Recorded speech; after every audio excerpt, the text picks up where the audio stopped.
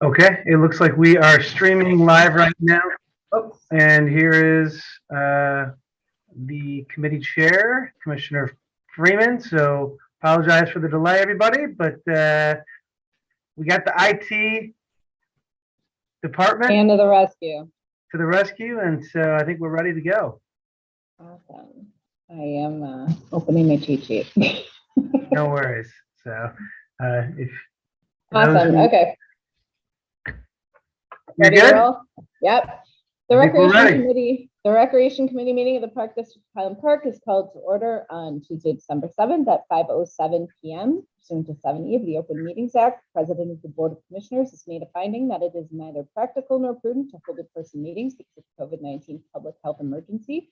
Neither the elected officials nor the public will be allowed to attend regular or committee meetings in person, but will participate virtually.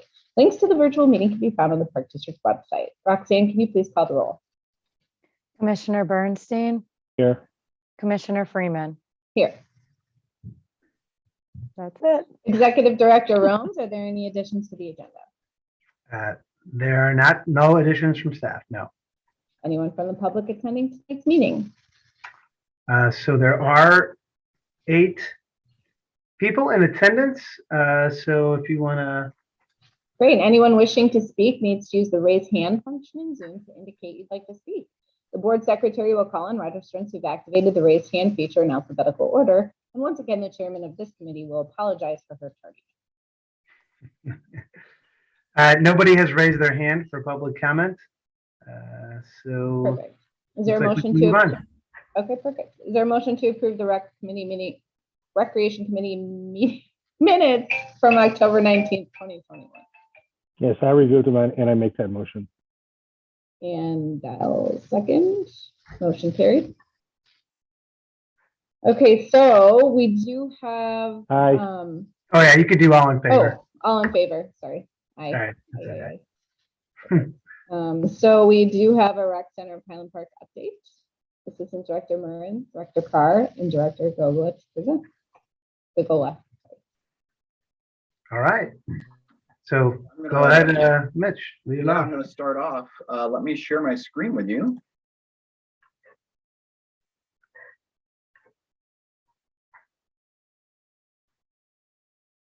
Okay.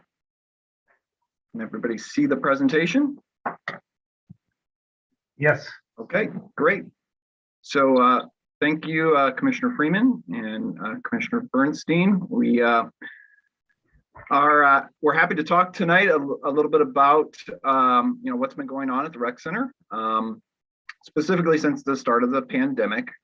I wanted to start by talking a little bit about some of the impacts that the pandemic has had on the fitness industry, and it really just hasn't had an impact. It has certainly decimated the traditional brick and mortar fitness facility. The International Health Racket Sports Club Association study found that during the spring shutdowns of 2020, which was certainly the beginning and the hardest part of the pandemic for industry, 300 million Americans were without a fitness facility.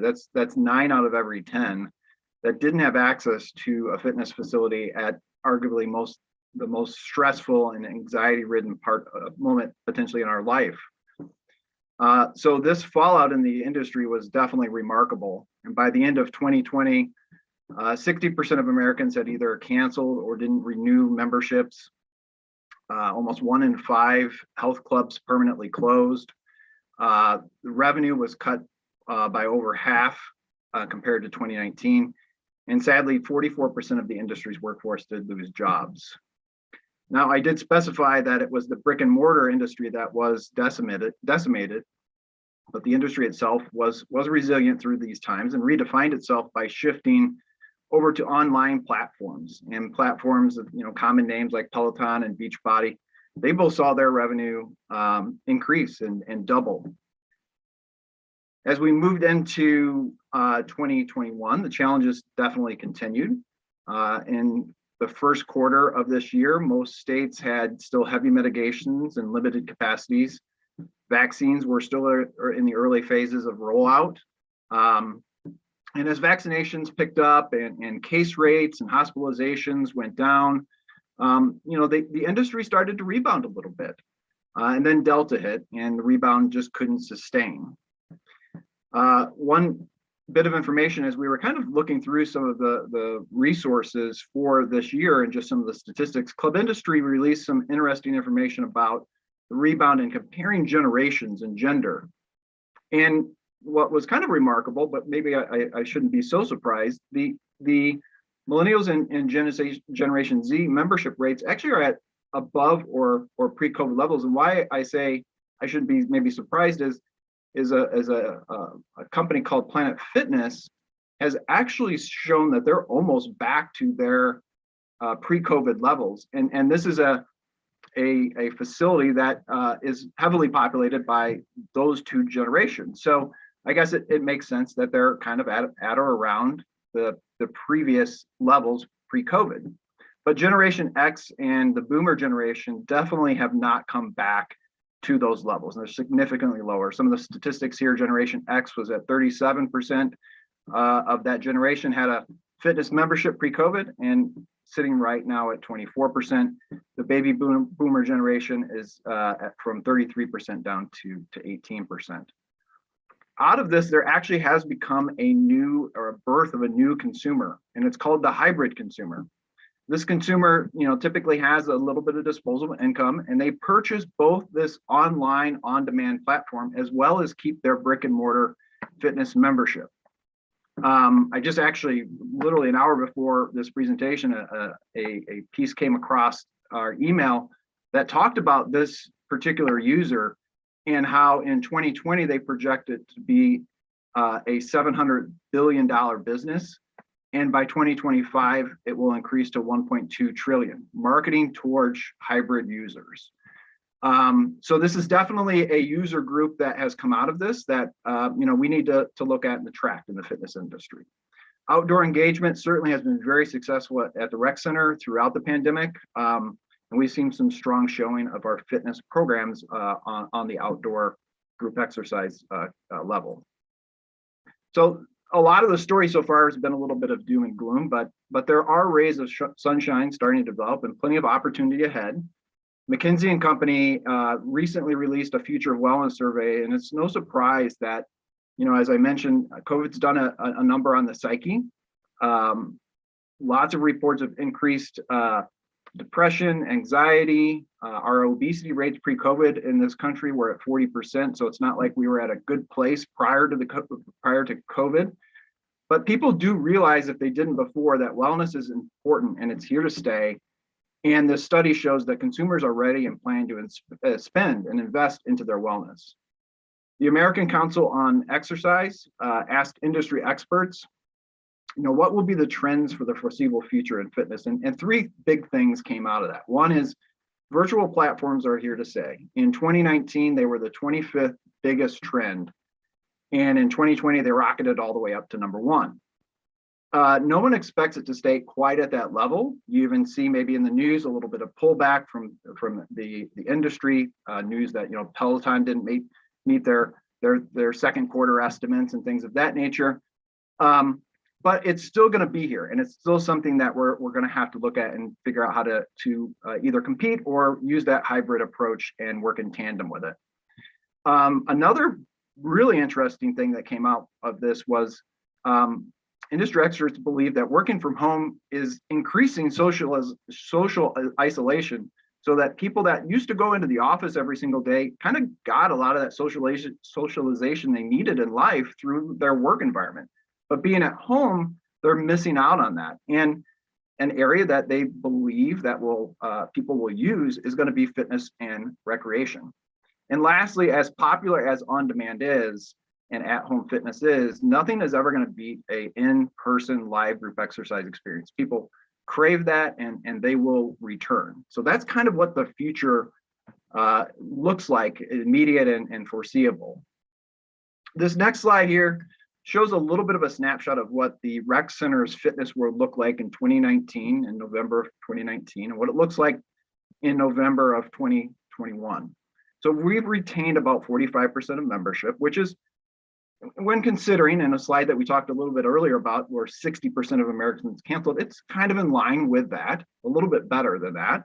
In 2019, our main competitors was boutique fitness facilities. We had like 50 plus boutique facilities within a very short radius of the rec center, and large high-end providers like Equinox and Lifetime, and even some local high-end providers like Midtown and JCC. These were our main competitors pre-COVID.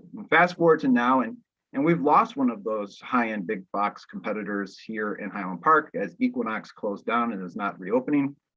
And a lot of those studios, those boutique studios, did close. We expect them certainly to come back, but they haven't quite yet. And in addition to that, we've added in 2022 competitors such as our virtual platforms, as I was telling about, in our COVID mandates and user comfort that is really competing against us in our abilities to grow. Sorry, I apologize for that. This next slide talks a little bit about what our action plan has been.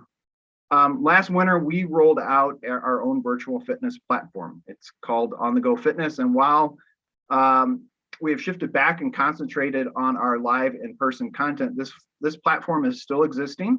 It is still being used, and we offer it for $5 a month, and those proceeds go to the Park Foundation. So that put us in the online market. We continue to highlight our comfort and safety measures, including the installation of our Airfix disinfectant machines and our UV technology into our ductwork. So a facility that was already considered to be a very clean facility, had kind of a trademark of being a very clean facility, is even more so with some of this new technology. And we've been highlighting that and doing, we did a video that helped try to encourage people to come back in and be comfortable, come back indoors to the rec center. But one of the biggest things we did is we tackled the evaluation of our business. And so this included a step-by-step approach that had team members from our rec admin, our recreation center leadership team, our marketing team, our executive director. We all got together and we analyzed that market and the competitive nature out there. We assessed our own programs, our services, our staffing, our financial strategies. We evaluated how we were going to measure success right now and how we were going to measure success in the future. And through that, we formulated a number of strategic initiatives, some goals and tasks, and we rolled that draft version out to the rec center team in March, and we got to work immediately in March of 2021 with tackling some of these initiatives. So this slide here is going to show those initiatives. There were 11 key ones that were developed, and I'll pause for a second so you can review it, because I'm not going to go into each one of these in detail right now. We're going to take a few of these and take a deeper dive throughout the rest of the presentation with the committee. So these were the 11. These are the ones that we are working on. And the first two, build team and create a culture of shared aspirations, are the two that I'm going to talk about. So creating the team. And really what we did is, when building the team, we just looked deeply at ways we could enhance support while creating operational efficiencies, and look not just at the rec center, but district wide, what could we do that would help achieve that? One of the more significant changes that we employed was moving our district-wide registration to the rec center. The rec center had always had a registration desk, but by moving the entire team from Westridge to the rec center, it allowed us to have a central hub of registration at a facility that even pre and post COVID is still a highly trafficked facility. And our registration team would not only handle all of the registration like they had been doing, but they'll also be then the frontline customer service at the recreation center. So as soon as you enter the door, those are the people that are there greeting you. So this makes the district more efficient and places some of our best customer service agents at our front line. And they don't have just rec center information, right? They're going to have district-wide information. So we're hopefully helping the general consumer even more. In addition to these efficiencies, it also created a $300,000 cost savings to the rec center administrative budget. The next building block of our team was the restructure of our assistant director positions.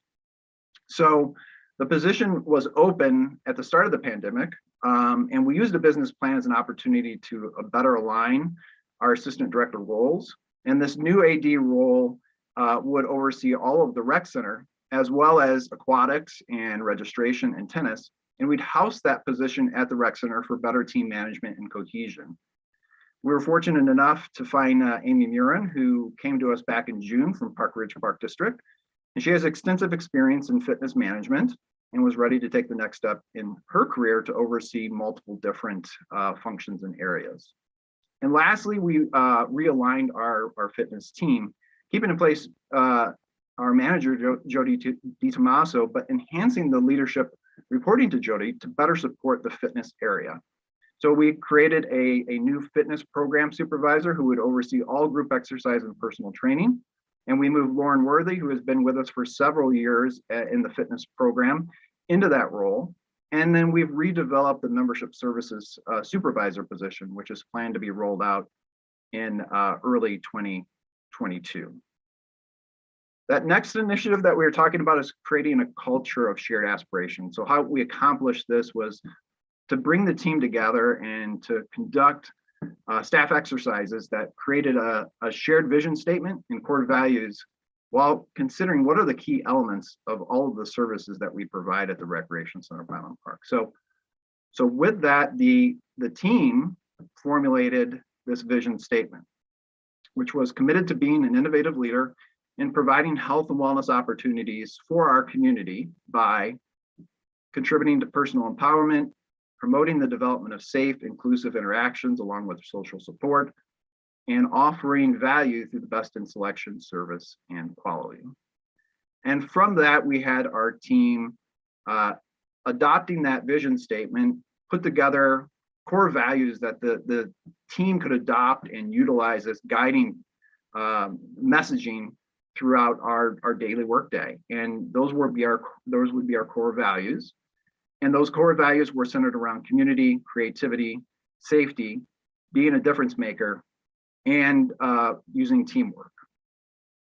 So at this point, those were the first two initiatives. I'm going to bring in Amy Murin, who is going to take us through some of the next initiatives.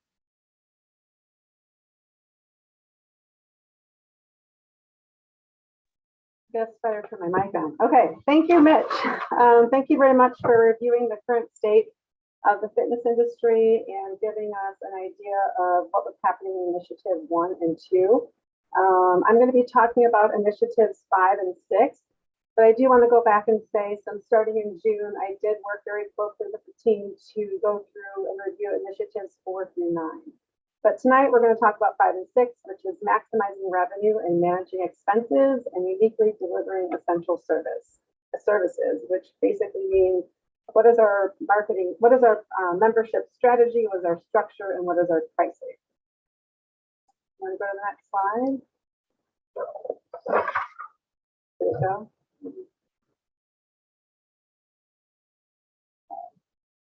All right, so to kind of help everyone give you a little bit of a background, we wanted to share where we've been. So where we were, so back in December of 2019, we offered an all-inclusive membership for $53 a month. We had 52 separate pass plans for the community to choose from based on residency. And membership was trending downward from 2017. And at that time, we had 2,973 members. So that was back then. I'm going to share where we are right now. We have a total of 919 members participating at this time. 846 of these participants are residents and 73 are non-residents. So that's about 7.9% non-resident participation, with most of those non-residents coming from Highwood. And I did work with Amalia recently to kind of track where all of our members are coming from to see if there's any sort of change since COVID, and basically the map was identical to the business plan map. Members are coming from all over Highland Park. So no back difference from pre-COVID to now. So we'll go to the next slide. Oh, I'm sorry, I didn't finish the bottom of that one, sorry. So where we are right now is also at the bridge phase. So back in 2020 of December, so about a year ago, staff proposed the bridge membership So what we did was offer all of our current and existing members 90 days of additional time to maintain their membership with us in an effort to retain them. We have members right now that were in their previous pass plan. They were invited to renew in their current pass plan. We also offered some promotional passes to our seniors and our students. So we offered 30, 60, and 90-day pass plan options for that particular demographic. And then people that were not in that demographic were offered the month-to-month pass, which is $60 for a resident and $70 for a non-resident. And then if you just wanted a short-term pass, you could purchase a 30-day for $79 residents, $89 for a non-resident. So this brought us to our membership strategy. So going back to the business plan, staff took a critical look at our current membership plans, our pricing. We evaluated the competition in Highland Park, and we determined the unique services that we provided and considered the participants' preferences. So specific to the business plan, it was advised that we simplify those 52 passes. So what we did with the group, we, pen to paper, crunching, lots of different ideas, and we came up with a fitness floor option or a group fitness only option, or if you want it all, bundle it together and you can have it all. We are proposing to remove non-resident pricing. We think that will level the playing field with our competitors, and it's about 7.9% non-resident participation. So we feel inviting more non-residents to join our facility at the resident rate will create more sustainability for the Park District with minimal impact on our budget. You don't go into Equinox and you're asked, are you resident, non-residents? I toured Midtown the other day. They didn't ask me where I lived. Very beautiful facility, but they didn't ask me where I resided. The price is the price. So we want to get on the same playing field with all of our competitors. We also discussed how we are different than our competitors.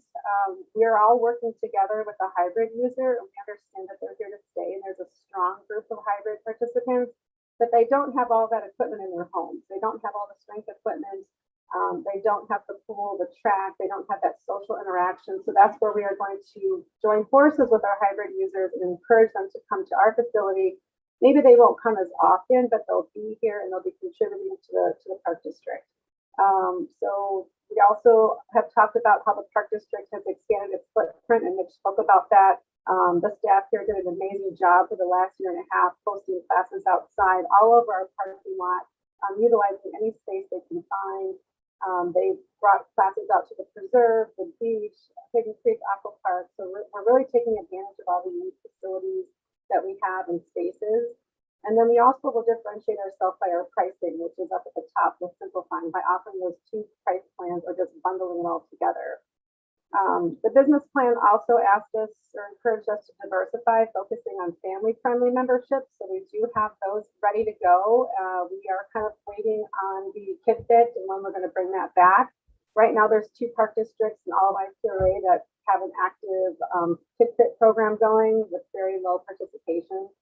So we will work on that, but staffing continues to be a challenge, and we will need to find staff to run that area.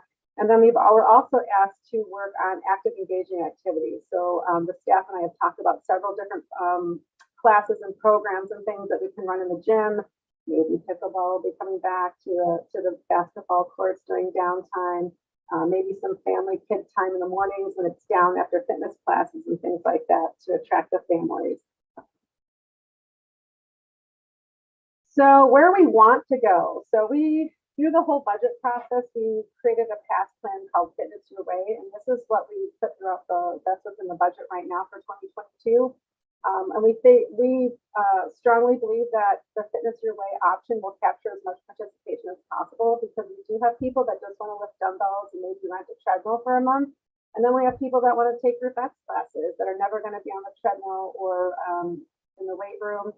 And then there's people that want to do everything. So this expands our market and gives us potentially more people taking advantages of the services at the recreation center.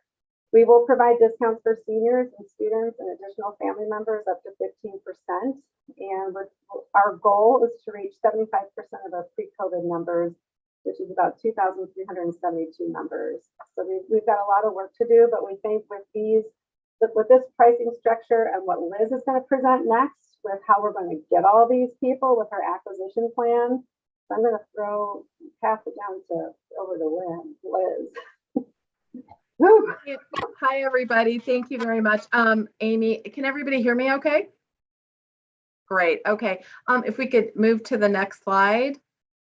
So what I'm going to talk about this evening is all of the work research that we went into to relaunch the Rec Center brand, as well as some of the messaging that we've developed and also our launch plan. So the first thing that we wanted to do was to really do some in-depth interviews with both our staff and our loyal customers. We sat with staff and met with them several times to really get an idea of what their ideal vision was for the rec center. We also had in-depth interviews with loyal customers. And the reason why we went to loyal customers is because we wanted to identify from them the key benefits and the real emotional connection they have to the rec center. And the theory behind that is if we can identify what those benefits are and those emotional connections from people who are very loyal to us, then we can take that information and we can go out and find other potential loyal customers that look and act like them. So we did do what's called a laddering technique in our interviews with the customers to really get down to that emotional level and what that real connection is. What is it that really makes them want to come to the rec center versus any one of our competitors? What really inspires them? We also looked at our competition to find out, how they were presenting themselves in the marketplace, how they talked about themselves, what their messaging was, what their pricing was, what were some of the attributes and some of the features that they offered.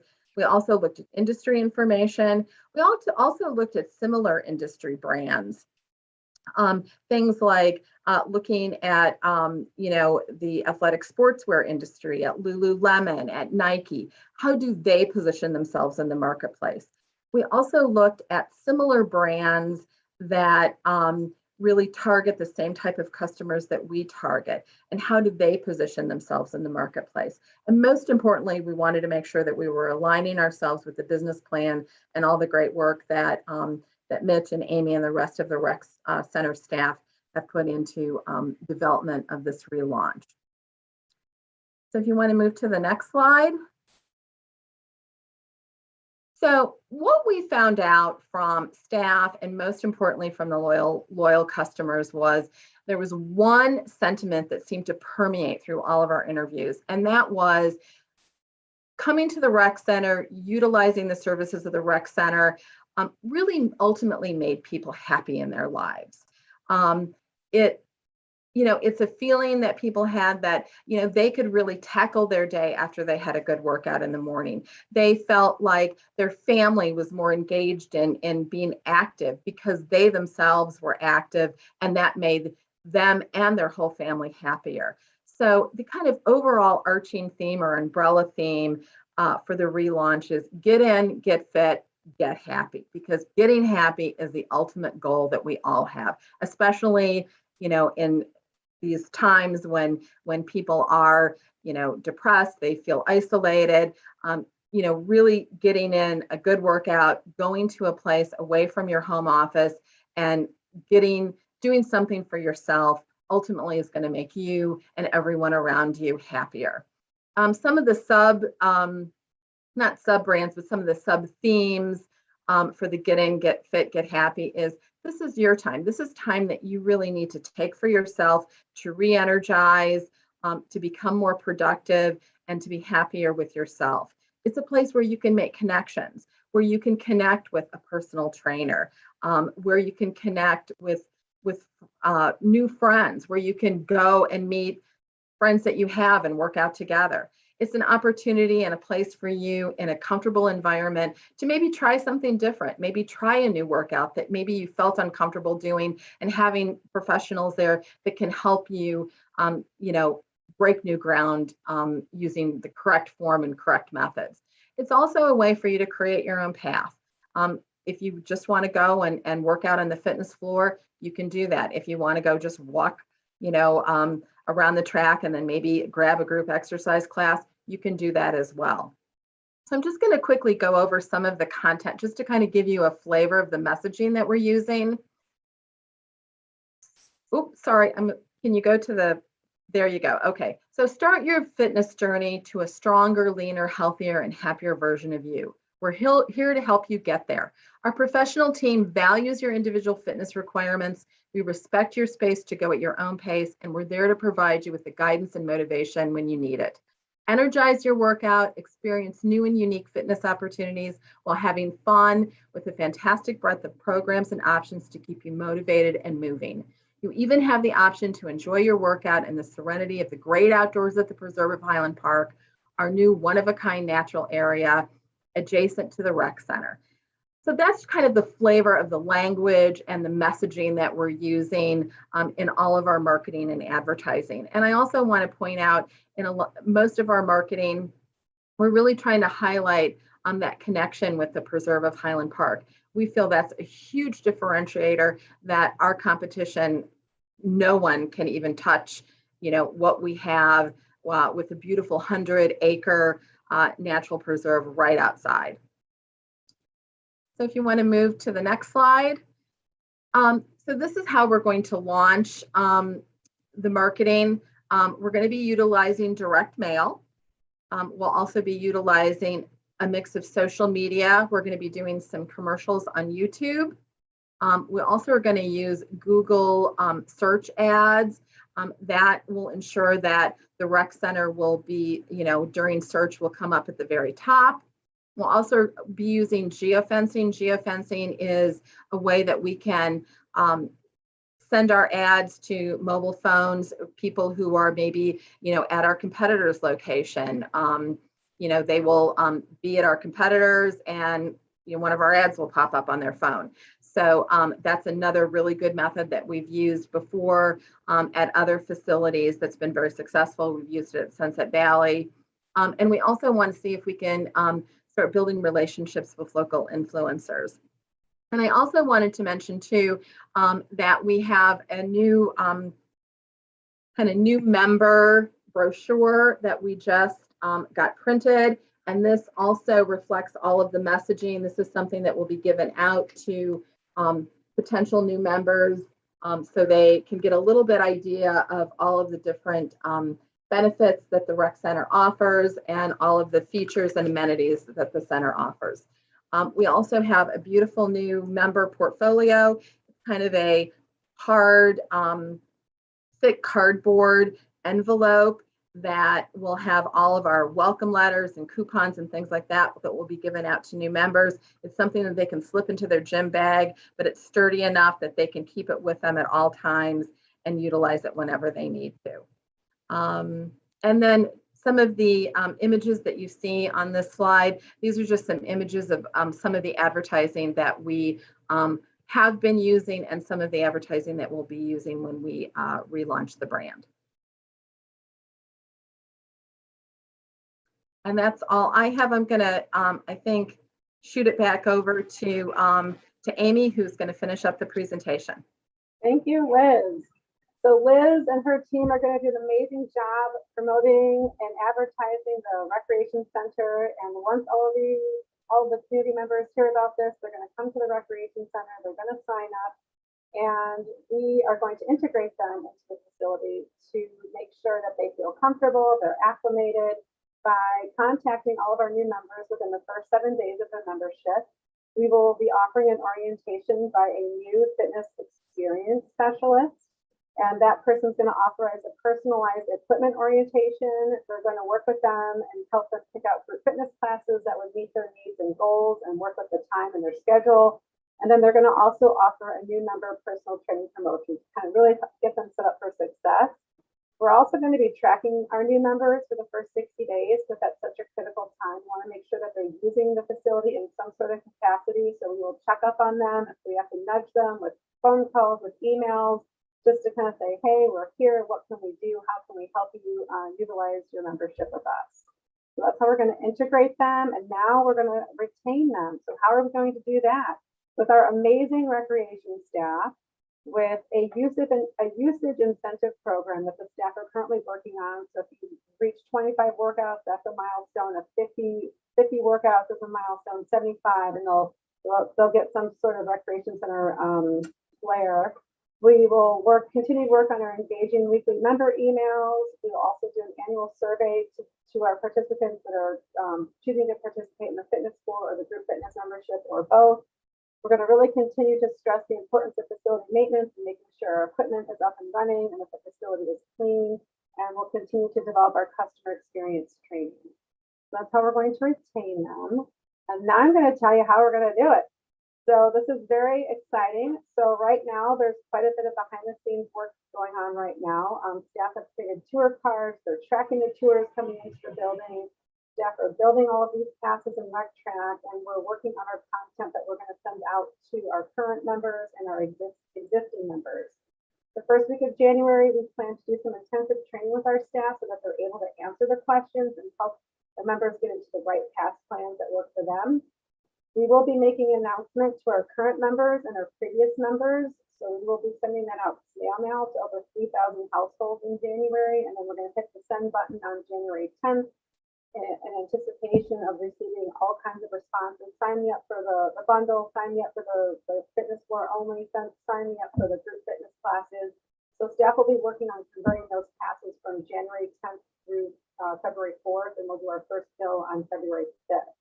And we'll be working with the finance staff to organize and align that. Our new membership pricing, we'd like to get that going as early as January 10th. End of December, beginning of January, all of January, that's prime time to capture these numbers. So people are shopping around, they're motivated, they're inspired, they're doing their New Year's resolutions. So we got to get this pass plan going and promoted. We'll be doing a soft marketing launch in the facility in January, and then really taking it hard in February and March. So that's our timeline to get this going. We are really excited about this, and we'd love to hear what kind of questions that you have. Comments, feedback. This is the best thing ever. I'm so confused. No, so I know Commissioner Freeman, if you want to open it up for any questions. I know that was a very long presentation, but I know staff has put a lot of time and energy over the past 2 years, really. This is kind of a culmination of all that. I know there's been a lot of effort. So, are you? So I'll give it to Cal if he would like to comment first. I have a number of comments more than I have questions. So, Cal, if you have any questions, let me just say that, wow, that was a very comprehensive presentation. I know that, we've been asking for such a presentation. It's obvious that a lot of thought and work has gone into creating the COVID exit plan, so to speak, or I guess the backside of COVID, and how you're going to address that. And it's very ambitious, and I appreciate it. I know that it's a lot of information that was just dumped on us.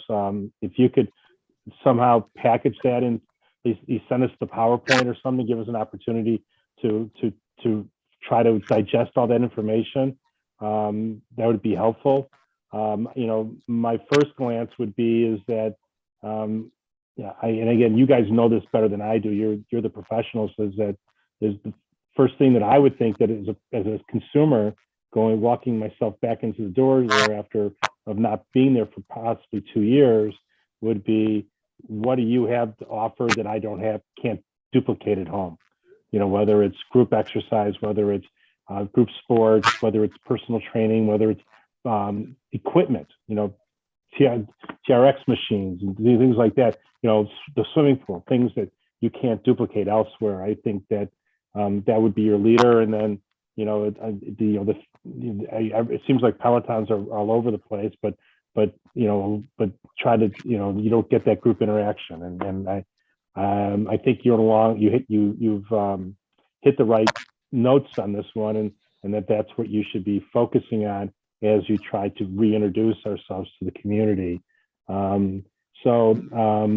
Maybe in connection, there was a lot of information there, with rebranding and things like that, the new, something like that to show that it's going to be key to get that to the consumer about what all this stuff that you just spent 45 minutes telling us about, all that. How do you get that to the consumer? And I have all the confidence in our team that we'll be able to accomplish that goal. So I don't have anything else right now, no specific questions, but I'm looking forward to the new and improved rec center and the new and improved rec center experience. Thanks, Cal. Okay, so for me, I do have a few comments. Especially when it got to Liz, I got taken back a little bit to Kid Fit and having Linda and Cheryl and Sue watch my kids who they knew, so I could actually work out, because if I left them with anybody else, they'd be screaming. So having that, like, teachers from Westridge come and do Kid Fit was the only way I was going to get a workout in, which takes me back to, like, I don't remember not being a rec center member since I moved here. So I'm one of those people with the emotional connection, apparently, and I got a little beefy. But I do think that the flexible membership, I've graduated to, I have a Peloton and I have a Tempo and I have a treadmill here at the house, and I still have a rec center membership. I don't think we've ever not had it. So part of it is not being able to wait to not wear a mask to work out, I think is like a huge thing. So I think you guys are right. Some of it is just for those Gen Xers who are just like, yeah, I just want to see people and get out of here. And do, like, that's what I can't get at home. It's nice, but now I'm still working from home, and now I go upstairs to work out and I come back. I want to leave the house.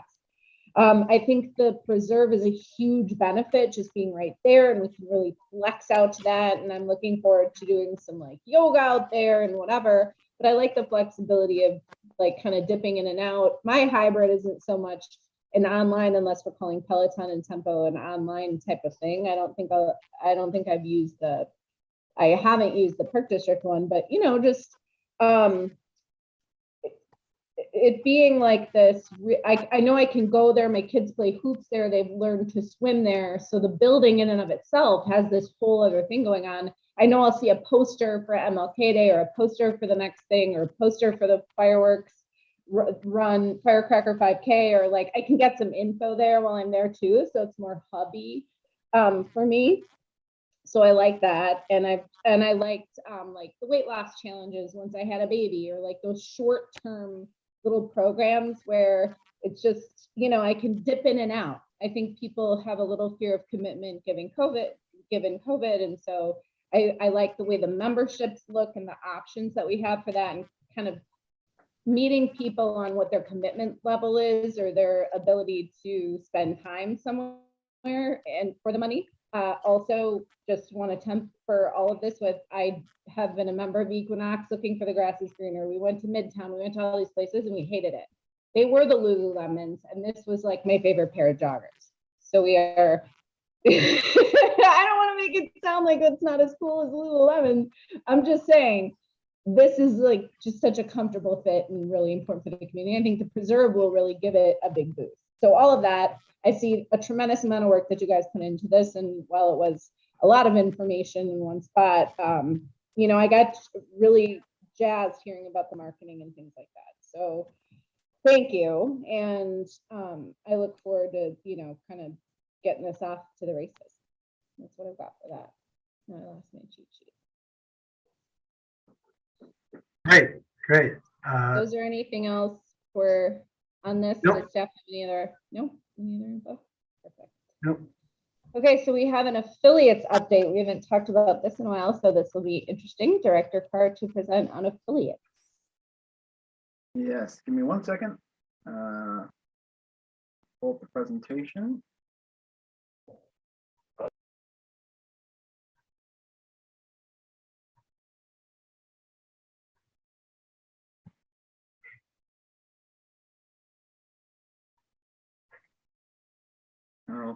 Okay, so hopefully everybody can see that now. And so this is just an update on our 2022 affiliate and sponsored organizations. A quick review of our policy related to these two organizations. The sponsored organizations, as you can kind of see here, these are just some bullets from the policies. The organization might be provided administrative support and planning and operational functions. And in some instances, they're provided limited financial assistance. Sponsored organizations may pay the district a reasonable fee for any direct cost or revenue loss by providing facility space to them. And they must have 90% of their participants and or 90% of their activities residing or serving the residents of the park district. Our affiliate organizations, really those organizations, again, much like sponsored, they're providing a service to the community, and it's in line with our park district mission statement. They're providing a service that we may be able to provide, but we really would be competing with a provider who is providing it at and meeting the community need. So affiliate organizations really tend to look for more just facility space, not administrative or financial support. Again, if there is a direct cost or a revenue loss by providing that space, we provide a reasonable fee. These organizations have a lower threshold requirement for residency that are either residing in the program or how it's serving park district residents at 51%. The application process that we go through, this is just a quick snapshot. Our deadline for submission for sponsored and affiliated organizations was October 30th. We took the month of November to review those applications. We're here today, obviously, to present to the Recreation Committee and are seeking approval from the board at the next regular scheduled board meeting. If approved, those sponsored and affiliate statuses would start January 2nd, and then we would start the process again all over again in October of 2023, or I'm sorry, 2022. The two organizations that requested sponsored organization status was the Highland Park Strings, which is a organization that has presented free classical concerts to the Highland Park community for the last 42 years. They provide 4 performances throughout the year, 3 at the high school, 1 at Ravinia. They're requesting administrative support and a $15,000 stipend from the park district. And they do meet all of the sponsored organization requirements that we went through. The Highland Park Players is the second, and their purpose is to enrich, educate, and entertain the community by providing residents, area residents, the opportunity to attend and participate in a superior theater experience. They typically provide 2 productions per year. And in 2021, one of those productions was online and one was in person. They're requesting the use of facility space at the park district as well as a $5,000 stipend. In reviewing their application, they don't meet all the sponsored organization requirements. They do meet the affiliate organization requirements. So for consideration, we're placing them as a affiliate organization, but they did apply to be a sponsored organization. So that's why they're listed here. In reviewing our affiliate organization requests, the first here is the Highland Park Aquatics Club, which provides year-round swim training and acts as a feeder program to the high school. They also actually act as a feeder program for our program into theirs, from our Learn to Swim program into an early competitive swim type program. They are requesting facility space at the rec center at Hidden Creek and at the high school through our intergovernmental agreement with District 113. The Highland Park Pops, they provide an opportunity for big band musicians to play on a regular basis and perform at various functions in the community. Last year, they actually rehearsed outside at Sunset Woods in the shelter, and many residents stopped by, and we actually kind of made it an impromptu Pops in the Park. And so a lot of residents got the experience of big band music throughout the summer. They are too requesting facility space throughout the park district. Uptown Music Theater, whose core mission is to provide educational instruction and training to help individuals improve their capabilities in theater in a high quality, professional, and non-discriminatory environment. They have 1 production scheduled in Highland Park in 2022, and they're requesting the facilities for rehearsal and auditions. And lastly, Highland Park American Youth Soccer Organization, our local AYSO, who has a mission to provide world-class youth soccer programs and enrich children's life. Their request is for field space, primarily at Olson Park, and have a similar affiliate agreement with District 112 for space at their fields. All these listed organizations meet the affiliate organization criteria and have had previous affiliate agreements with the Park District. On a side note, the North Shore Yacht Club is also listed as an affiliate, but we manage the agreement with North Shore Yacht Club through the license agreement, and we'll be talking a little bit about that later at the upcoming workshop meeting. So final slide here is just our staff recommendation. So we are recommending approval of the Highland Park Strings as a sponsored organization, limiting that support to in-kind administrative, professional, and technical support, as well as providing facility space as needed, but not providing a financial assistance. Staff is also recommending the approval of the 5 organizations that met the affiliate organization criteria.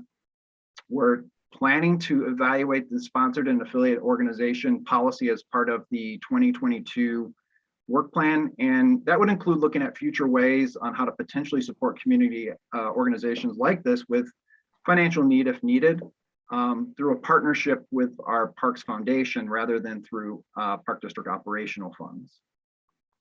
If the Recreation Committee provides consensus today on staff's recommendation, we would then request to place these agreements on the consent agenda at the December 16th regular board meeting. So I'm happy to take any questions if you have them. Sure, I do have some. Cal, I'm betting you have a couple too. I'll let you go first. Let me go first. Can I sure. let you know that I'm here now? Hi, Hello. good to see you. Okay, question number 1. Have you advised the strings and the pops of the change in the potential status? So we did have a conversation with the strings on Monday to let them know that we would provide the benefits with the exception of the financial assistance. And we did talk similar to what I mentioned, like future opportunities, additional opportunities that we can maybe assist and help them with. So we're going to continue to explore that. And I know Larry was receptive to that. Obviously was disappointed, but was receptive to us working through this. I can just speak for myself. I don't have a problem providing them a stipend. I've done that on an annual basis. I mean, and I think that if we are intending to potentially cut off probably one of their major revenue source that we don't give them 2 days notice. What's today, Tuesday? You talked to them yesterday. Give them 1 day's notice with regard that we're cutting off the funding. So I would be in favor of continuing with at least the status quo for another year to give them an opportunity to, if that's the consensus of the park board to remove the funding, that we give them at least a year for them to find alternative sources. I don't think it's fair to give them 1 day's notice. So I would be in favor of maintaining the status quo, and I would not be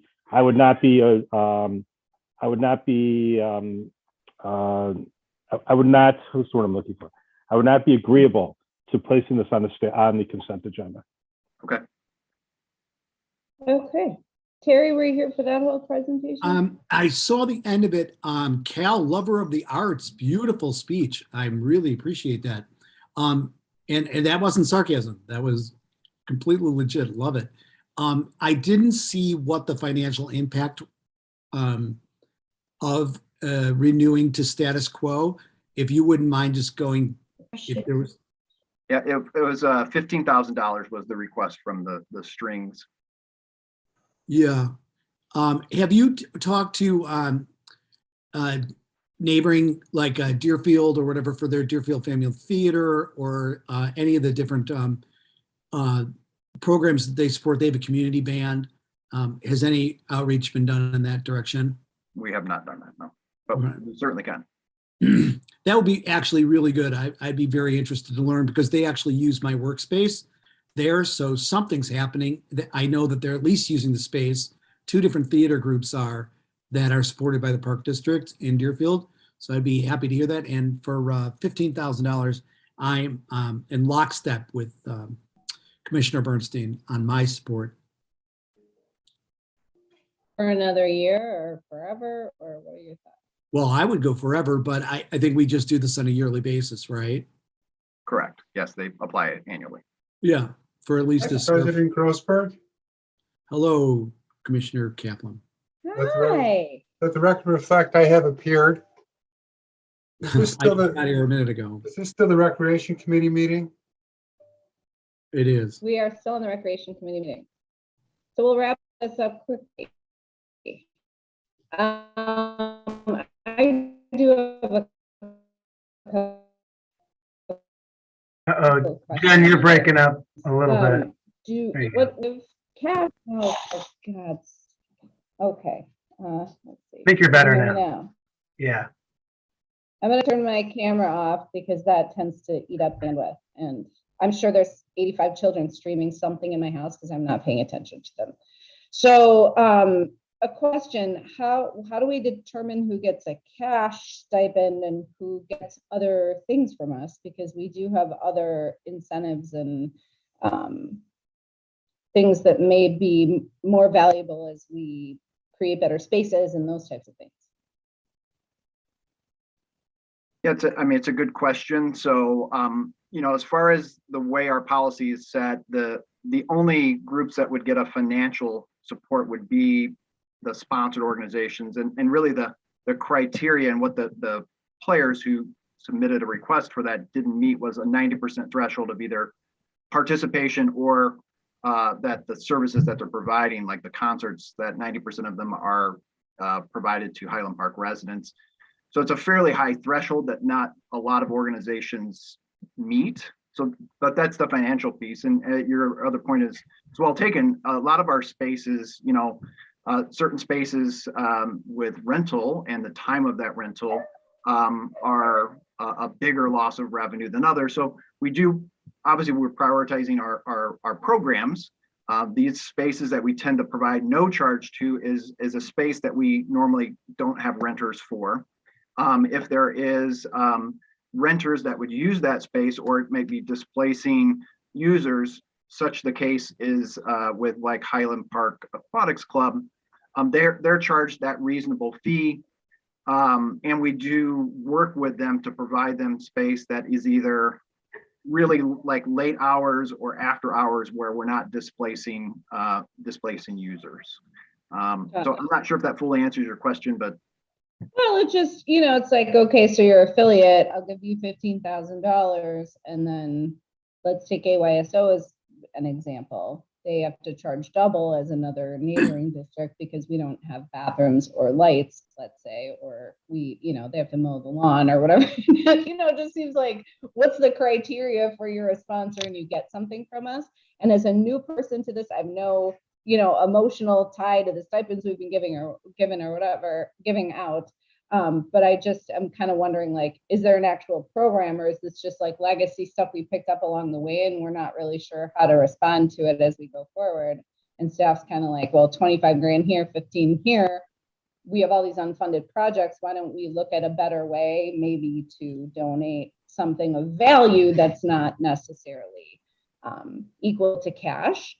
Now, Terry and Cal have made a good point Cal made the point that, you don't want to cut the legs out from under them in a year that's tough anyway and not give them much notice. So I actually think I would prefer to think about this and how the affiliate program works generally and work on that going forward so that we can do better for our affiliates as a whole without just maybe giving away cash. I need to think more about this for sure, but I don't love the stipend necessarily, although I'm all arts at heart. So I don't know that we have any consensus, and I don't think this is going on the consent agenda. I'm sorry. Is that fair? Yeah, absolutely. And I think that third bullet that we're talking about of definitely continuing to work on this to clarify is one of our goals in the work plan. So we certainly want to get these approved. So would it be best for us to then come back to the board with maybe an update to this presentation at the regular board meeting It- as part of an It agenda. sounds like there's at least 3 board members present at this meeting who would be in favor of extending that stipend, is what I'm hearing, for Yeah. I'm another not year. sure. But I know Brian Kaplan just I've stepped got a in. hand up over here. Yeah, if you want to. Brian? I'm just waiting to be called on. Hi, Brian. We'd love to hear from you. I just want to throw in, I agree with what Jennifer was saying. We've asked for financials from the strings in particular over the years. Have we ever received that? We do as part of their affiliate Hey. agreement. Okay, but have we, the board, ever received that? Oh, no, we can provide I'm that. glad you get it, but we make the ultimate decision, and that's one of the factors that goes into it. Yes, we can provide the board their application, which has their budget. All right, I would like to see that before we make any decisions. I will take my hand. I think it's okay to just have a quick discuss. I don't think we need like a full-blown presentation, but some additional information at the next meeting, and then we can take a vote on it would be good. What do you think, Brian Rams? Yep, that sounds great. We can, and I can follow up and give Barney an update, and we can look at this for next week. Worst case scenario, we can talk with Larry, and if this gets pushed to January, I'm sure 1 month would probably be okay if it requires additional discussion by the park board. So, but either way, I'm definitely hearing a consensus to move forward with the $15,000 for this year, and then have a deeper discussion in 2022 is what I'm hearing from those present right now. So I think we'll operate with that mindset and then bring this back to the board. Does that sound accurate? I guess, would any board members disagree with that? Well, I think this should be brought to us sooner than, in the future, sooner than the end of the year, so that we can discuss it and make a decision and give any affiliate time before the new fiscal year starts as to what we might or might not do. We can provide that. Yeah, I think it's actually, let's have a Because- quick discussion. I think it's a discussion. I think for the most part, I'm looking to extend that for a year myself, so that's 3, but I don't. Okay. It's one of those things where there's 4 of us and not 5 of us, and Yeah, quick I think, discussion, update on the financials as soon as we can have them, and then we'll just vote. yeah, we can add this to the next agenda. I'll talk with President Ruttenberg about that, and we can give a brief update specifically. It sounds like the strings is the one that there's specific. Yeah, financial. Tell me about- Tell me about the players. So did you have a conversation with them? And how long have we been contributing to the players? How many years? I'd have to go back and find out how many years we've contributed to both of the organizations. We Yeah, didn't. that'd be great contribute- to know what the track history is. Yeah, we didn't contribute last year because of the pandemic, and both were understanding. The players were a little bit different situation because they didn't meet the criteria where the strings did for sponsored affiliate organization.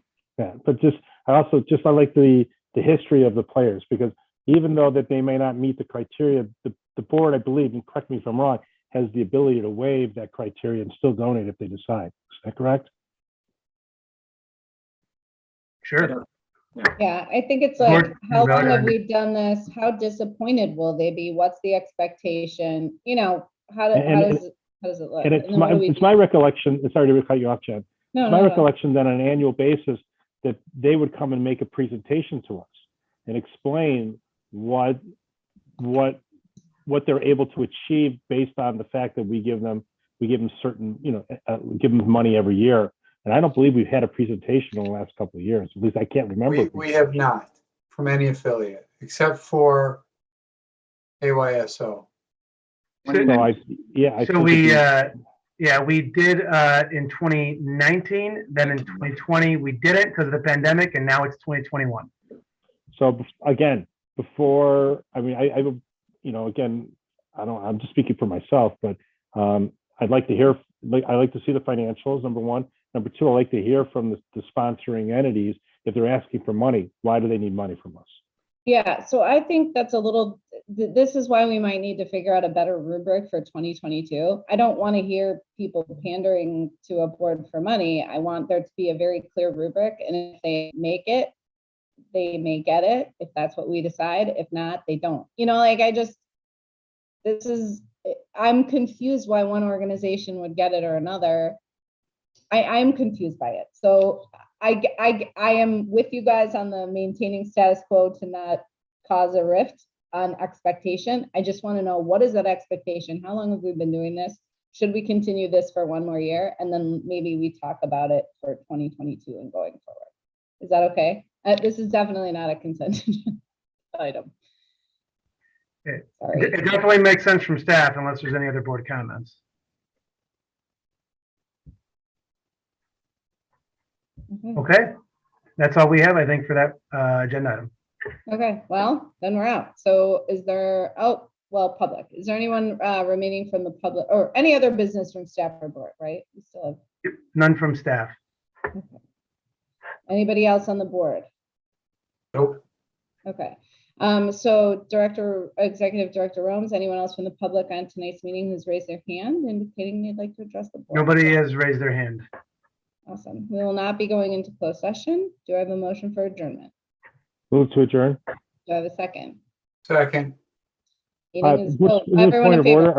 Are we staying in this for the regular meeting? We are, Is that right? Thumbs up, Roxanne? we are. Okay. Same link. Okay, thanks. I vote yes. Okay, all in favor? Aye. Yes. Aye. Okay, great. This meeting is adjourned at 6:13 p.m. Okay. Does anybody need a few minutes before we start the next meeting, or are we ready to begin? Let's rock and roll. Terry, I think you're chairing this meeting. It's no Barney. I am. So do you want me to just kick in? Is that what you have the Motion to adjourn. Blackhawks jersey on, the sweater on for the chair of the It meeting? is so cold upstairs in my house right now. I had to throw the warmest thing I had handy. Okay, go Okay, ahead. so sorry, I'm just gonna just jam right into it. We're already late. The workshop meeting of the Park District of Highland Park is called to order on Tuesday, December 7th, 2021 at, anybody got a good time? 6:14 p.m. Pursuant to Section 70 of the Open Meetings Act, the President of the Board of Park Commissioners has made a finding. It is not practical or prudent to hold in-person meetings because of COVID-19 public health emergency. Neither the elected officials nor the public will be allowed to attend regular or committee meetings in person, but will participate virtually. Links to the virtual meeting can be found on the Park District website. Roxanne, can you please call the roll?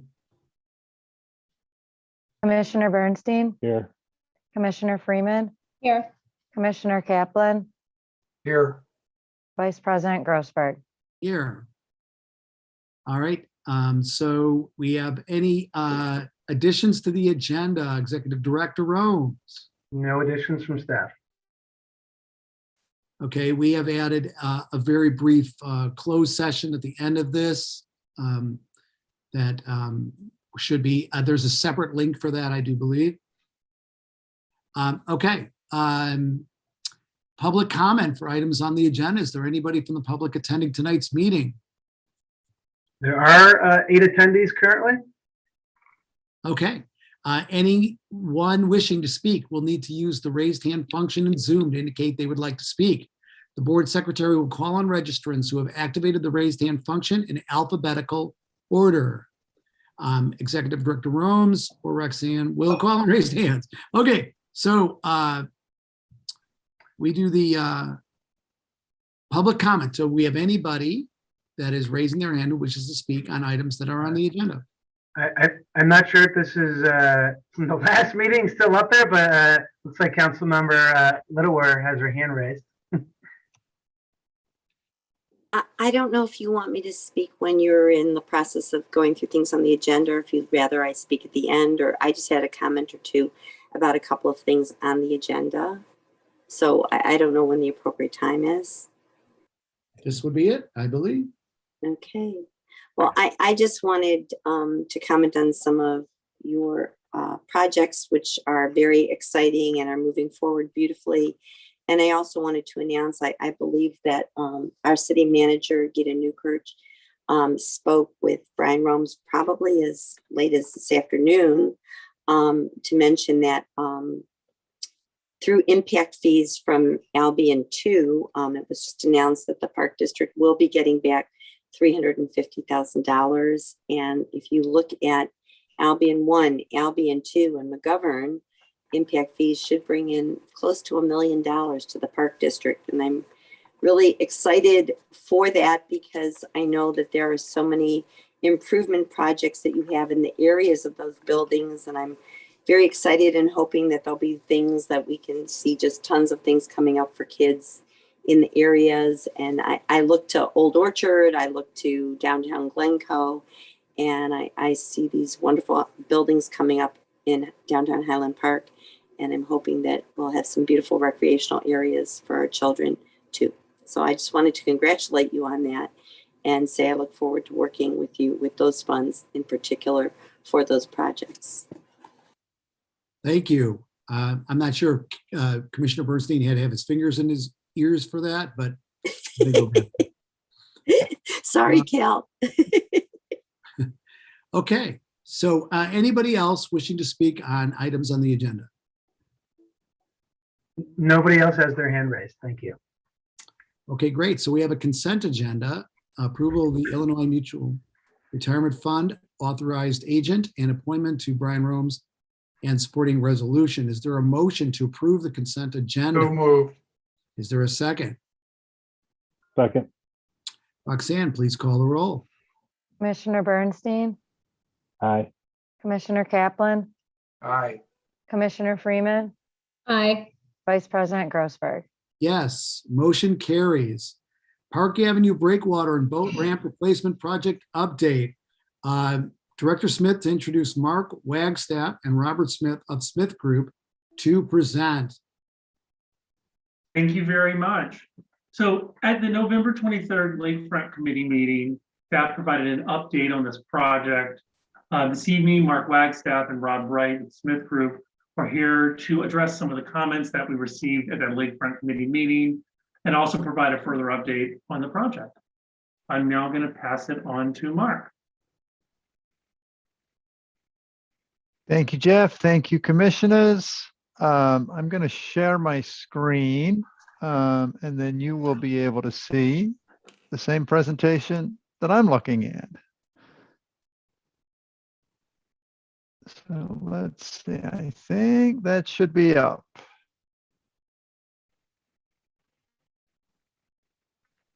If I could just have somebody confirm. Yep, okay.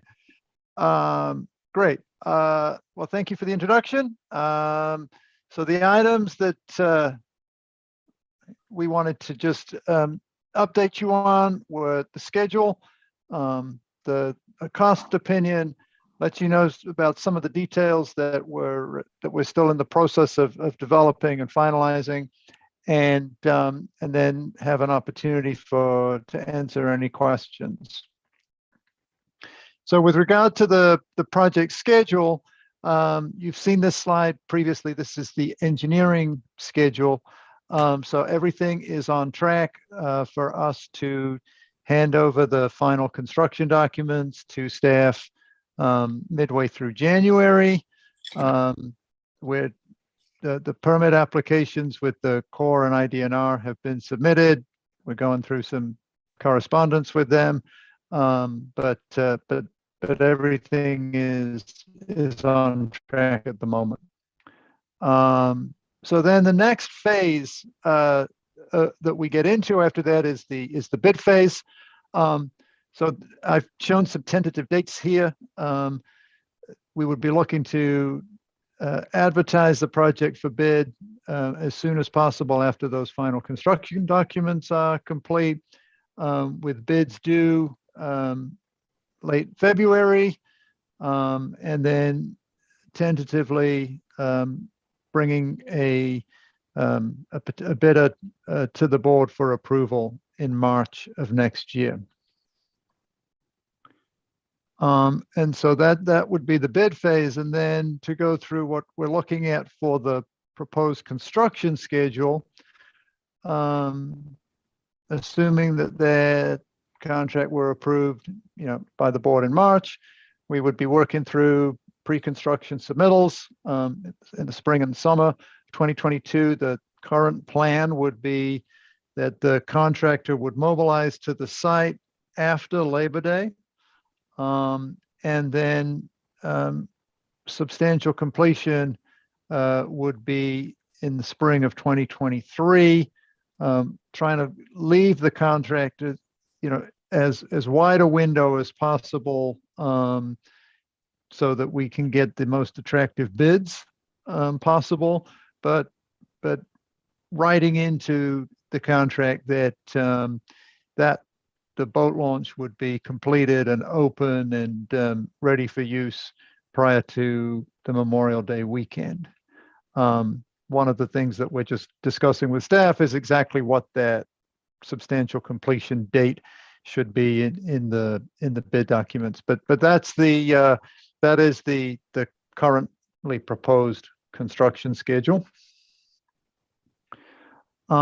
Just going through the cost opinion. I'm not going to spend very long here because this is the same information that was shared as Director Smith mentioned at the prior Lakefront Committee meeting. Suffice to say that there hasn't been any change from October. There's a little bit of, as we refine some details, there's a couple things go up, a couple things go down, but overall, no change. And when we submit the final construction documents in January, we would also be submitting to the Park District an updated and final opinion. So just some of those details that are being developed. So I'm going to talk through some of them using the plan view and the section.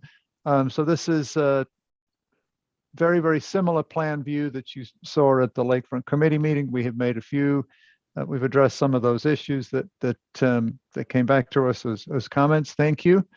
And so just kind of going through some of the main things here. The breakwater is now aligned with the existing structure. We have the addition of benches, solar-powered floodlight in conjunction with the navigation aid. The addition of the bollard and chain along with the parapet wall on the east side of the breakwater, as well as on the west side between the breakwater and the ramp itself. And then the boat launch itself, we're currently looking at a 45-foot wide launch and up to 100 feet of the floating boarding dock. So just quickly in section, again, this is similar to what you have seen, but one change is that on the east side now we have the addition of the railing bollard on top of the parapet wall. So what we're looking here for is a 48-inch high barrier. And so we would, on the west side between the breakwater and the boat ramp, that would be solely bollard and chain. On the east side, because we have the 2-foot concrete parapet wall, we would be looking to put a additional 2-foot or thereabouts bollard and chain on top of that to reach that 48-inch height that we're looking for. And so those are highlighted there. And again, the boat launch is currently with us moving the breakwater out so it aligns with the existing structure. The boat launch is now 45 feet wide, which is over 10 feet wider than the current facility. And so a couple of the things that we're just working on. So there's some contractual items. One is how we're going to construct the base bid and any alternates that may be in the bid. One of the things that we're working with staff on is that there is a pending IDNR boating grant that has some restrictions in terms of what can be, how it can be, how the procurement has to run with that. But there is always the possibility that that grant doesn't come in. And so in that, if that would be the instance that the Park District did not receive that grant, we would still want to be able to have the most pricing on some of those items. So we're just looking at how we structure the bid form to give you like the best flexibility and hopefully the best pricing with respect to that. We're also looking at schedule. As I mentioned at the beginning, we have the start after Labor Day. There is this risk of the work not being completed in the fall and winter of 2022, very weather dependent. And so we're developing some contract language that would allow for some kind of a winter shutdown for that period, but obviously not lead to any adverse impacts. And then finally, on some of the design details, as I mentioned, we were addressing some of the board comments in terms of the style and the placement of the bollards. There's a little bit more on the steel and the concrete reinforcing for the parapet wall that we're just working through. So those are items that we are currently working on. As I said, everything is on track to have that mid-January finalization. And that was all I have prepared, but I'm very happy to answer any questions if there are any.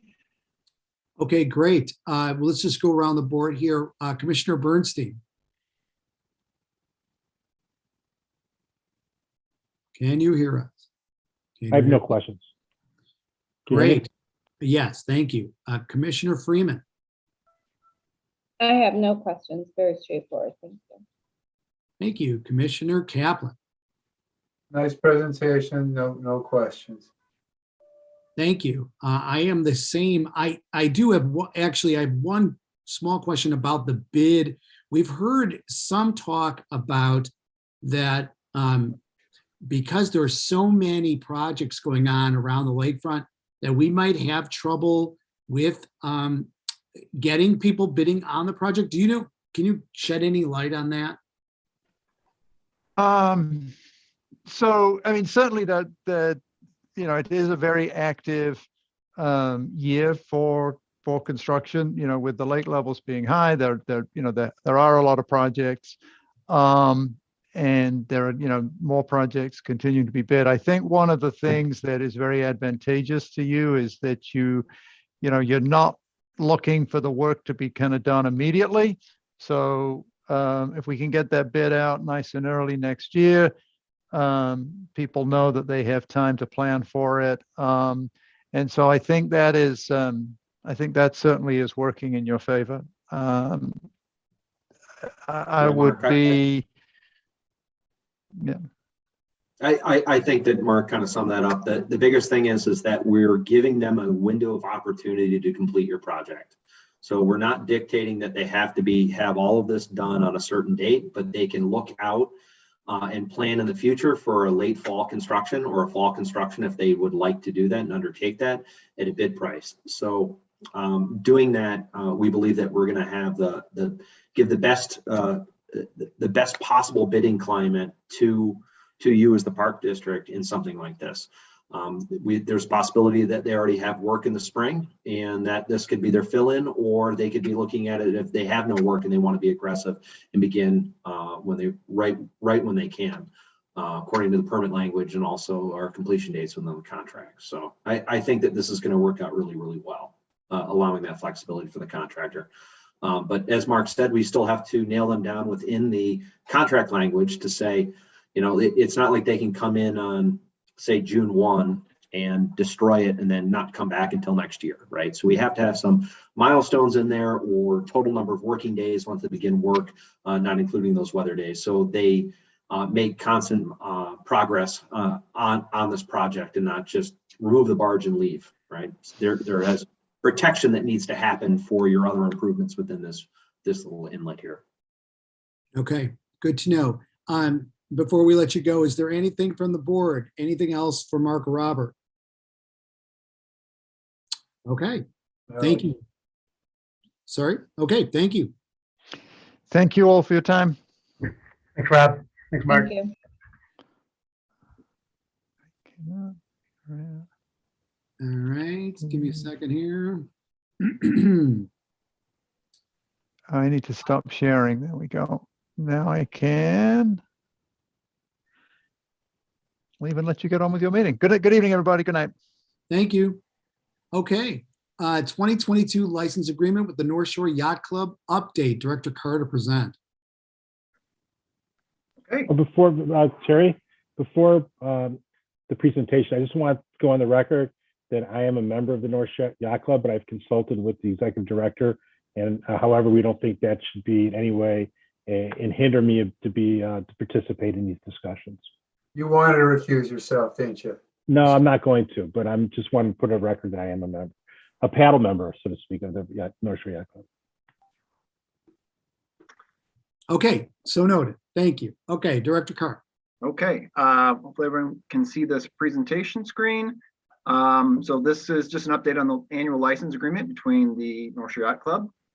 It's an agreement that we start working on with the Yacht Club in September. And each year we use the previous year's agreement as our starting point and have had several iterations, including reviews and edits by the Yacht Club, by the Park District staff, and by Park District Council. The draft version is now ready and for review, and the final draft has also been provided to the Yacht Club. Just to kind of talk through high level here. It's a term that runs on our fiscal and calendar year, so it's set to expire on December 31st. It essentially provides framework around what are the licensed facilities by defining them, what the North Shore Yacht Club would have access to as the licensed facility, such as the building and the boat storage spaces. It would define the fees, the schedule of the fees and when they're paid, who and how the facility is maintained. It also has insurance requirements and that the Yacht Club has to provide to us on an annual basis, and just really the overarching rules and regulations. So some of the notable changes to the agreement would be the 2021 license fee increase of 5%. So that will increase to $7,140. There is an inclusion development of a memorandum of understanding, which is located in the term of the agreement for the license agreement for the annual agreement. And this MOU is related to the improvement fee for the Breakwater. I have a separate slide that will touch base on that MOU. Just wanted to note that it is also in the license agreement as well. There's a clause that has been added for this year related to a prorated refund of the license agreement fee if the Yacht Club is unable to access the licensed facilities due to the construction of the breakwater and ramp. And lastly, we added in some additional language defining the seasons and clearly outlining dates that encompass the preseason, the regular season, and the postseason. And this is most important really as it relates to how the Park District manages expectations through staffing of the property during those seasons. So I talked a little bit about the Memorandum of Understanding. This is a separate agreement that's been included this year. It's an agreement that the North Shore Yacht Club would contribute $200,000 over the course of a 20-year term for the repair and construction of the breakwater and boat launch. The agreement, of course, would be contingent upon the Park District approving the construction contract for the improvement of the breakwater and launch ramp. The initial payment, so the first payment of $10,000 would be due on April 1st of 2022. And then it would be due again each year on April 1st for each new agreement. If the ramp project is canceled or not completed, there is a clause in there that says the yacht club would be refunded any of those improvement fees paid to the park district. So that's the update that we have. Park District Legal Counsel, as I said, has reviewed these agreements. We're recommending that both the license agreement for 2022 and the 20-year memorandum of understanding between the Park District, Highland Park, and the North Shore Yacht Club be added to the consent agenda for approval at next week's regular board meeting. Happy to take any questions related to either one. Let's go, Commissioner Bernstein. I have no questions or comments. Okay, Commissioner Freeman, No questions or comments from me. Thank you so much for the presentation. Commissioner Kaplan, Oh, none right now. I'm sure I'll have some with the main presentation. yes, I second that emotion. Okay, great. Thank you Thanks. very much. But I asked that it not be put on the consent agenda, that it be a regular item. Okay. Are we looking for consensus on that here? Well, if any board member wants to make a second in motion to not have it, I mean, again, we can talk with President Ruttenberg about the agenda next week. We can put it on consent or non-consent. If it's not on consent, we can pull it off. If you have questions, Brian, in the meantime, I can certainly try and answer them. Otherwise, we can put it on the regular agenda if that's what you and Barney want to do, unless other board members have comments. But it's not essential to determine that tonight. We were looking for consensus to put on consent, but that's where we're at. So I can follow up separately. I'm looking for a second to Commissioner Kaplan's proposal to not have this on the consent agenda. I think, with all due respect, Vice President, I think any commissioner can pull it off of the consent agenda. You don't need to have a motion or anything like that. I think this is just more Okay. directing staff. That's fine. We'll just pull it off for next week. Okay, all right. I thought that's what It's executive okay. said, but okay, fine, as long as we all understand where we are. Okay, anything else for Director Carr in regards to the North Shore Yacht Club update? Hearing nothing, we're moving on to the Sunset Woods Park Master Plan and Project Update. Manager Schwartz to present. Hi, everyone. Can you hear me? Yes. All right. Sharing my screen. Do you see my screen? Yes. Great.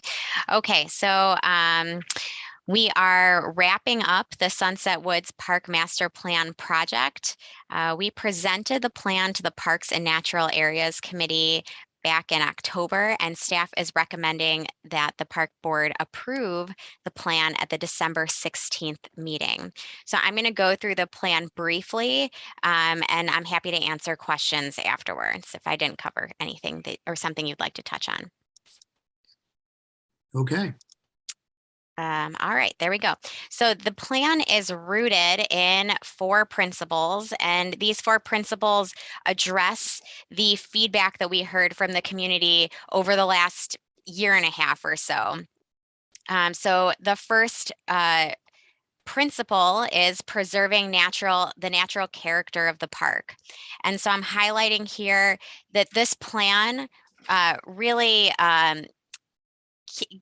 it preserves the open space. So we heard people really like the open space here in the park, then that open space feel. So this plan seeks to really preserve that and honor that. The new recommendations consider protection and preservation of the park's majestic trees, and we're seeing that through the playground project that we're doing right now. And the plan honors and preserves the loved elements of Sunset Woods, including the great lawn that we talked about, the ball fields, the tennis area, the natural areas to the north, that woodland nature of the park, and the trees. Improving connectivity and parking. So the plan is proposing to adjust the parking lot to allow for two-way traffic circulation, additional parking, and a drop-off area for buses, which is right. I don't know if you can see my cursor. There we go.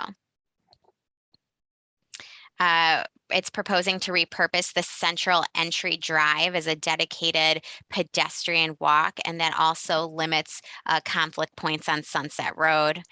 Strengthening the connection to the downtown, so possibly widening or aligning the east-west pathway to the downtown, and enhancing entries into the park.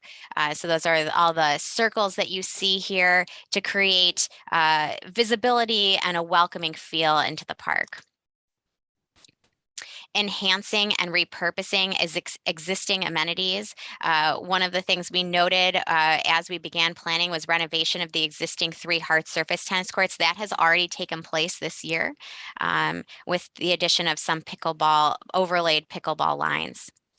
Replacing and relocating the existing basketball court with a new full regulation size basketball multi-use court to the west side of the park. So it currently is here, and moving it to the west side, renovating the field house, renovating the north pavilion, renovating the existing skate park with a aesthetic that really fits into the landscape, and then also creating a separate space that is open to scooters, bikes, and other types of wheeled activities. And then proposing to activate the northeast side of the park with enhanced landscaping, a small plaza with seating, possibly a memorial garden, and then a gathering space here in between the playgrounds, which is a current initiative of the foundation.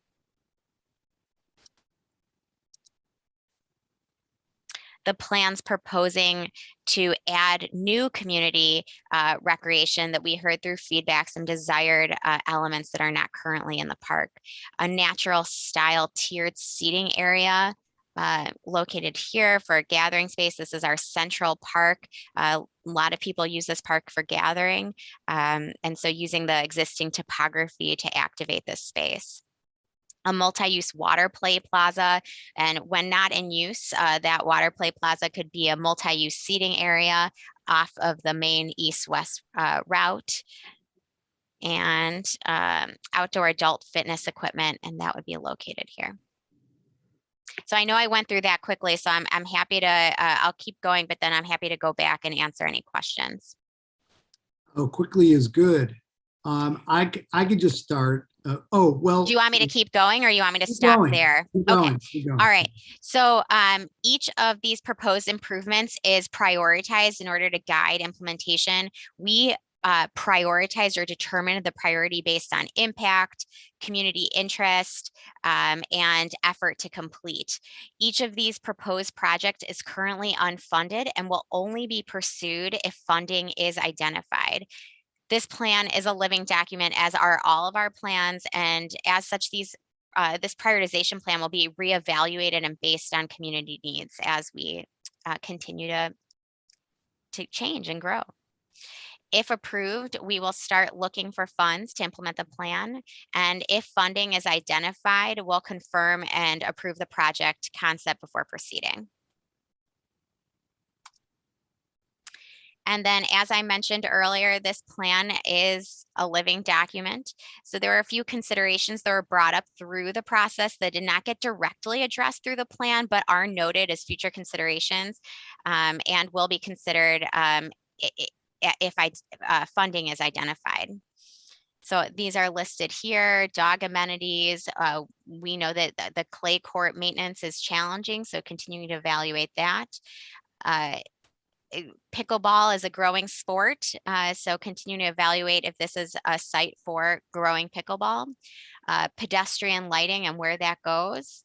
And then also we had in one of the earlier iterations had been considering a pump track.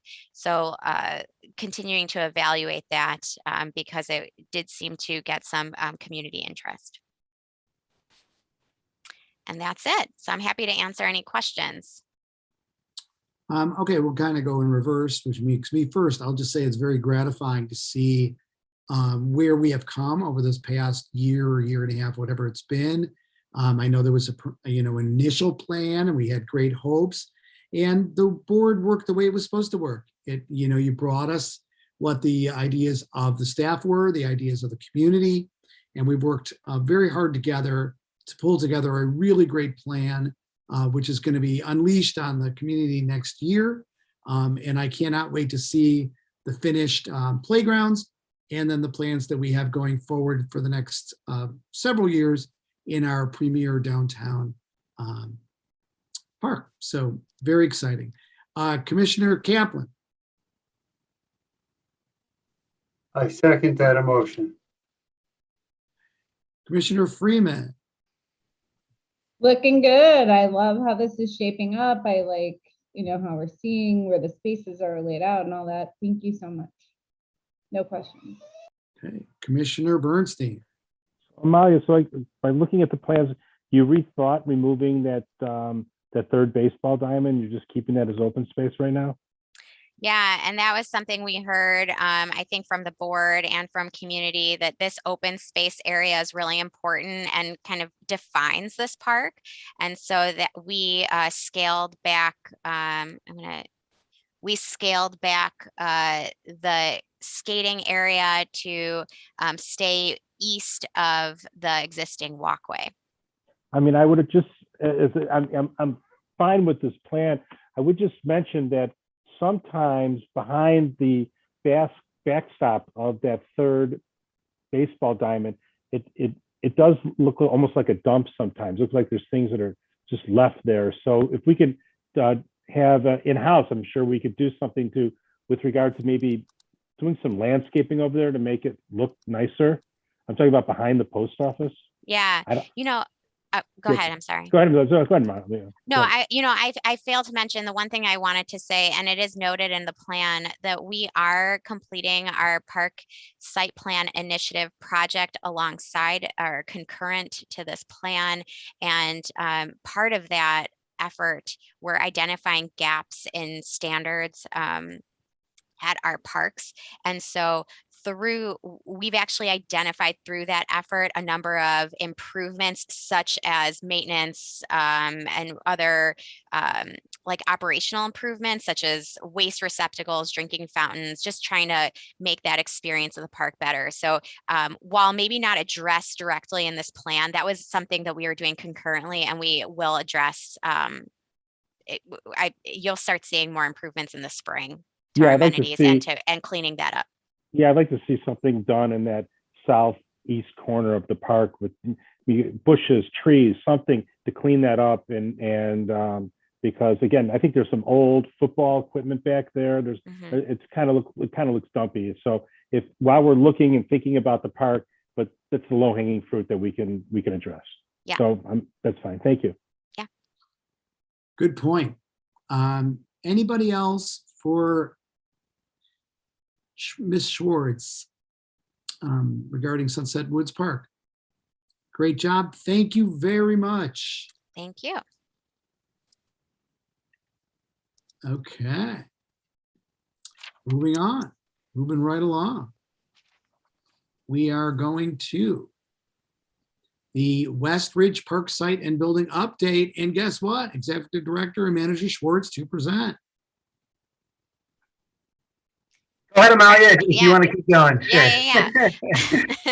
All right. So we are having a special meeting on December 15th to continue our effort in hiring a design and engineering team for the new community center at West Ridge Park. That meeting will be a virtual interview with our top 2 finalists.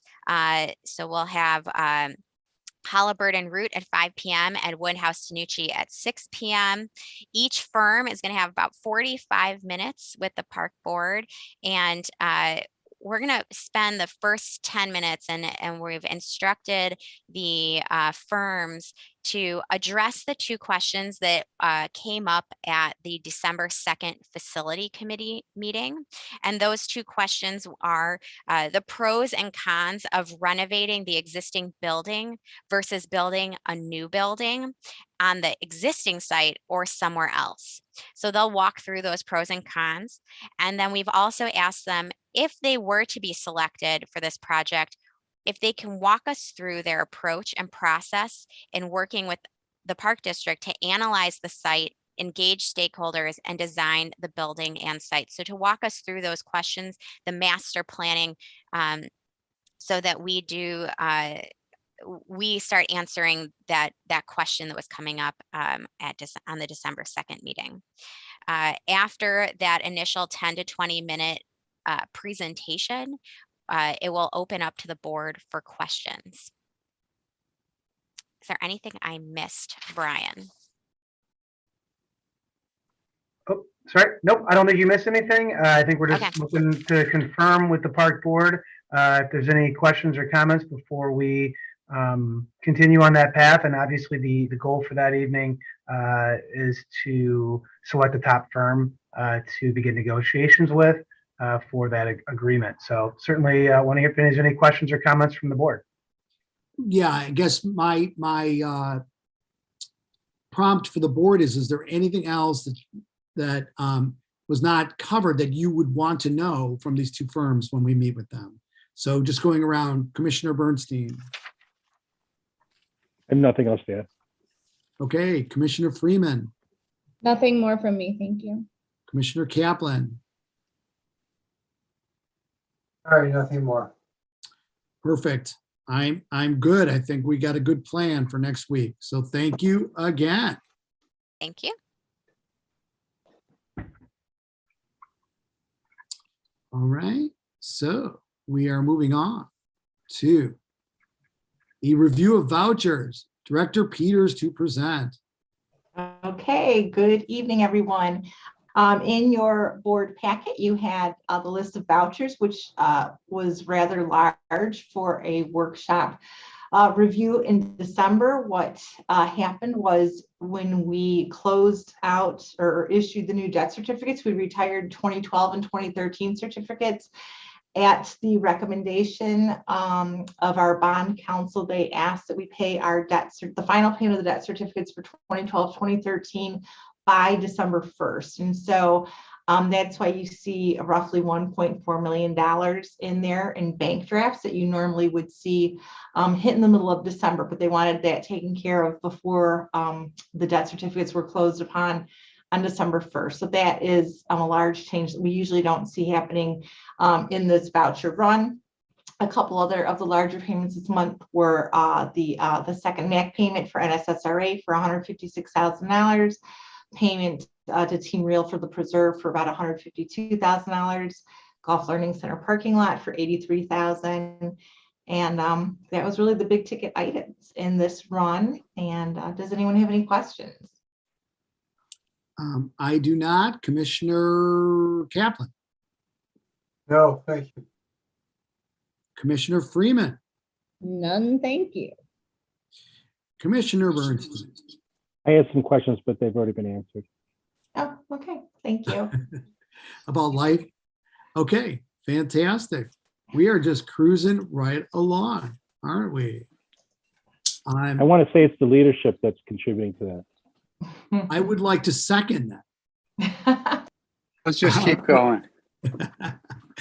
Okay, open to the public to address the board. Executive Director Romes, is there anyone from the public attending tonight's meeting who raised their hand indicating they would like to address the board? There are 4 members left and none of them have their hand raised. Okay, fantastic. So at this time, I'm going to propose that we go into closed session pursuant to the following sections of the Open Meeting Act. Sections 2C1, the Employment, Compensation, Discipline, Performance, or dismissal of specific employees, specific individuals who serve as independent contractors in a park, recreational, or educational setting, or specific volunteers of the public body or legal counsel for the public body. So I guess I did. So moved. Okay, Brian Kaplan moves, and second by Commissioner Freeman. Thank you. Roxanne, can you please call the roll? Commissioner Bernstein, Aye. Commissioner Kaplan, Aye. Commissioner Freeman, Aye. Vice President Grossberg. Yes, indeed. So we are good. We're going to adjourn this meeting. This meeting is adjourned into closed session at 6:56 p.m. Did I do that correctly?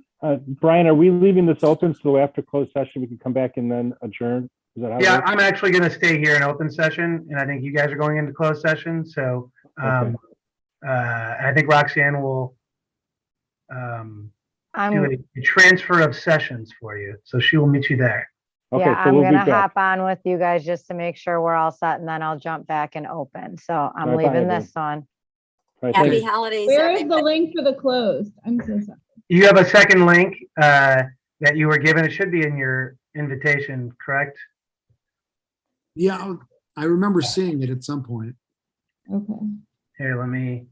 The one that Roxanne sent you should have either a second link, or she may have sent it separately. Let me double check here.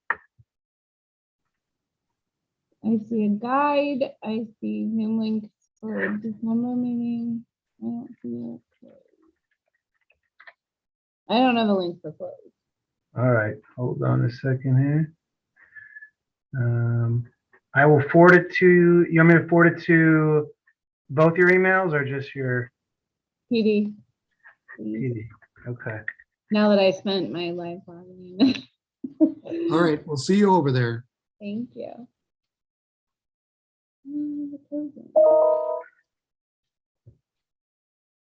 It was a separate meeting invite, I think. Oh, okay. Ay. Correction. Trying to put those away, trying to I'm make sorry.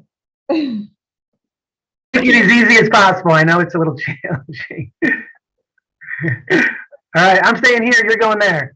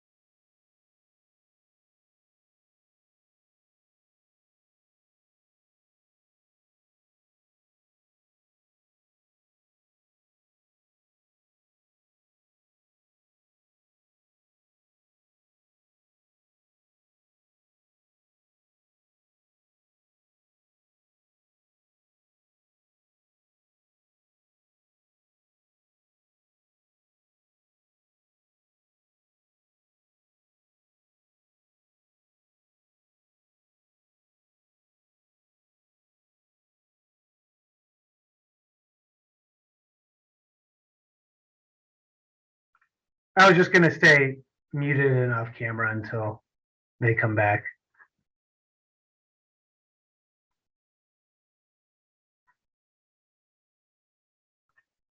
I can't hear you if you're talking.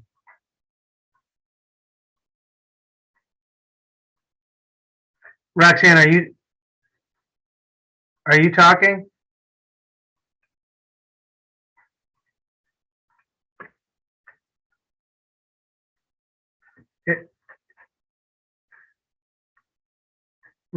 Are you talking? Roxanne, are you talking?